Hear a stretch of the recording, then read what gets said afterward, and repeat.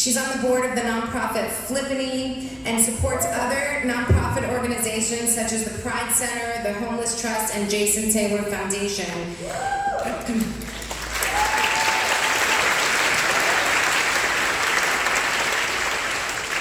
Kimmy B is a community activist, and we're so honored that she agreed to be our host tonight, as she's an amazing community activist, passionate about mental health, civil rights, LGBTQIA+ community, access to the arts, protecting democracy, and bettering America. So thank you so much, Kimmy. So I told Jen she did not have to read all of that. I appreciate that you did. And it is really my honor to be here with all of you tonight. Can you make some noise if you happen to be at Arts Park a couple of weeks ago for that initial rally?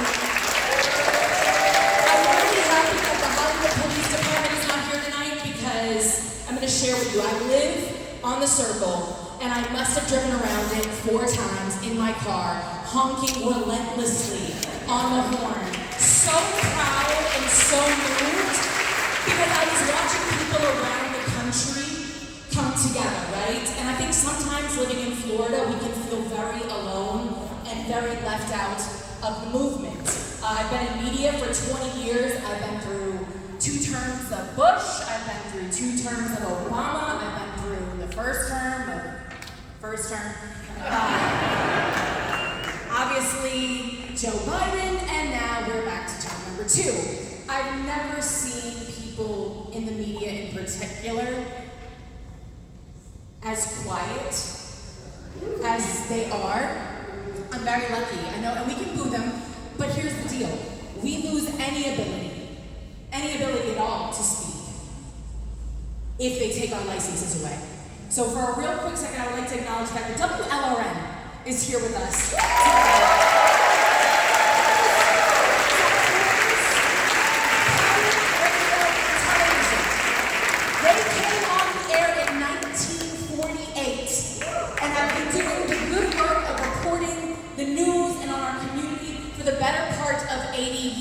Okay? These are the type of institutions that this government is trying to take away from us.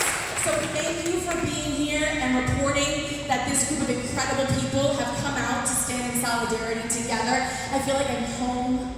I feel like I'm with my tribe. So thank you all so very much. And when I look at this sign and I think of where we're at, this is truly what Christ and community are all about.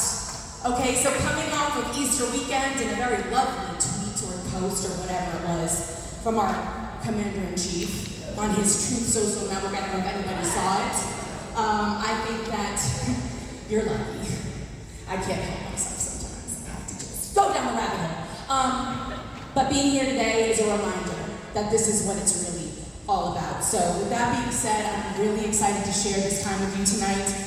Again, to the school board member wearing the Florida State shirt, thank you so much for being here. To Scott, who reminded me that I interviewed him about 7 years ago in the aftermath of the Parkland shooting, and here we are being reunited, 7 years later, and nothing has changed. We're on the same page. Yes, you are, and you look even better, Scott, just so you know. I do not, but you do. Actually, the only thing that's different this time is that in 2018, we had a governor who at least pretended to care when he raised the gun buying age to 21. Now we have a president who basically said, listen, I won on the Second Amendment, so sorry, that's who I'm gonna rock with on this one. While our children, who had already been through this one time before, some now twice, were cowering or sheltering in place, calling their parents again to let them know that they were either safe or that they were hoping to be safe. I think it puts it in perspective, right? That's what we're coming off of and why we're here. So. She's the first Black and Haitian American female commissioner of Coral Springs. Imagine that. We're in the 21st century and we're still making first, right? And we love it and we are so here for it. And she's also not only serving in public office and on the front lines of all of those fights, but she's also on the front lines of the environmental crisis. She is an environmental scientist, a former member of the Broward County Soil and Water Conservation District. She's been able to apply her strategic expertise across various government agencies and NGOs. Her work has actually been instrumental in addressing the water crisis and responding to major natural disasters, including Hurricanes Irma, Michael, and Dorian. Her vision includes making the city of Coral Springs a leader in sustainability and resilience. Can we please make sure we just continue to vote her into office?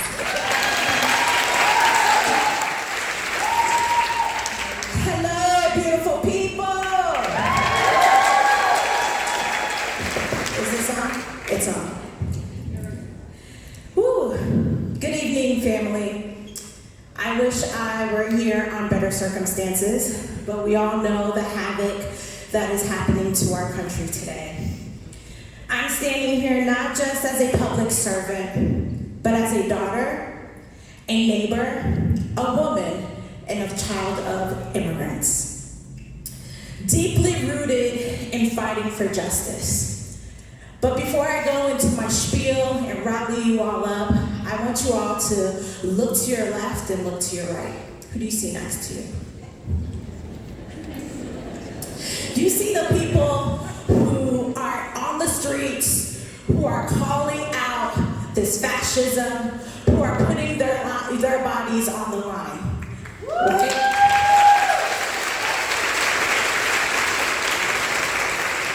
But I'll tell you who I don't see. I don't see black women. I don't see black women because in 2024, 92% of them made the right decision.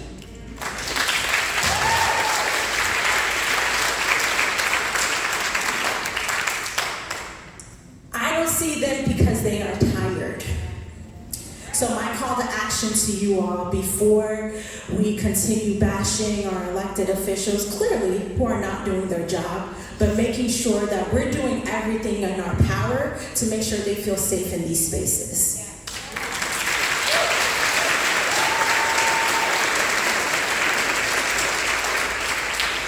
Family, we're up against the most hideous times in our lifetime.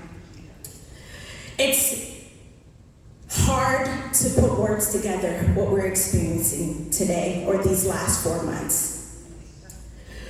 We're not up just against politics. We're up against an individual who constantly put his ego before the nation.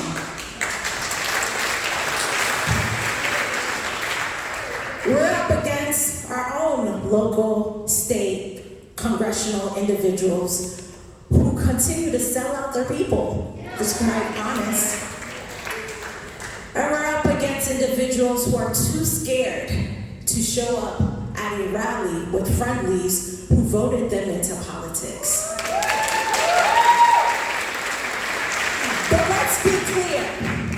The Trump administration and everything it represents is a direct threat to our freedoms, our families, and our future. From rolling back environmental protections while communities of color choke on polluted air, to criminalizing immigrants and attacking reproductive freedom. They have shown us exactly who they are, and we must believe them. But here's the truth. They don't want us to know. We are more powerful than any policy rooted in hate.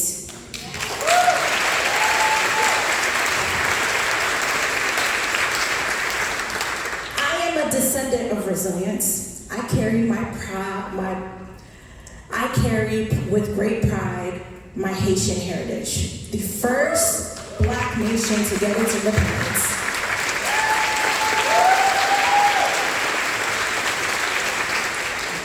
Together, we are architects of change. And I say that again. Together, we are architects of change. Do not let this administration divide us into different affinity groups, into different identities, into different people. Because that's exactly what they're doing now.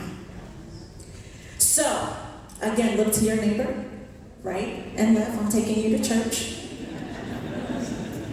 And let them know that we are architects of change. We are the people who refuse to be silenced. They want us to be afraid. They want us to feel powerless. They want us to believe that the system is rigged because, believe you, I've heard it in my own family. Why vote? This system doesn't work for me. But we have the opportunity to change that. 2026 is right around the corner, people.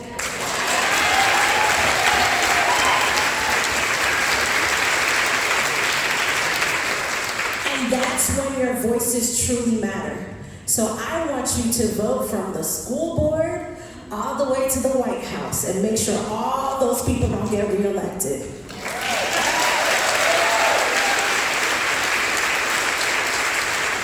Your voice is a weapon. Your vote is your power.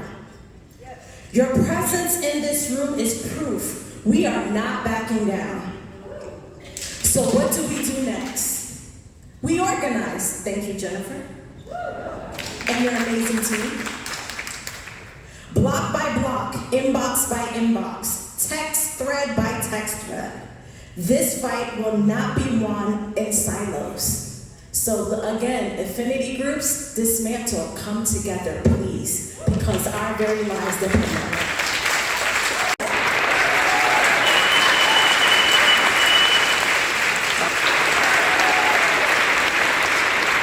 That we turn pain into purpose, fear into fuel, and silence into strategy. So lift your voice, stand in your truth, and let's fight like our lives depend on it, because they do. Thank you.